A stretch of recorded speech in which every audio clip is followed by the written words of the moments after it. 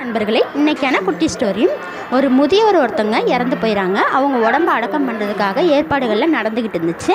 அப்போ ஒருத்தவங்க காரில் அங்கேருந்து வந்து இறங்கி அவங்க பையன்கிட்ட போயிட்டு, உங்கள் அப்பா வந்து எனக்கு 15 லட்ச ரூபா தரணும், அதை தந்தால் தான் இந்த உடம்பை நான் எடுக்க விடுவேன் அப்படின்னு சொல்லி பிரச்சனை பண்ணுறாங்க. உடனே அவங்க பையன் வந்து, இல்லை எனக்கு தெரியாது, எங்கள் அப்பா வந்து என்கிட்ட அதை பற்றி ஒன்றுமே சொல்லலை, அதனால் எனக்கு தெரியாது, பணம் தர முடியாது அப்படின்னு சொல்லி பிரச்சனை பண்ணுறாப்புல. உடனே அங்கே அக்கம் பக்கத்தில் உள்ளவங்க எல்லாருமே வந்து அவங்க பையனே சொல்லும்போது, எங்களுக்கும் தெரியாது, அதனால் நாங்களும் காசு தர முடியாது அப்படின்னு சொல்கிறாங்க.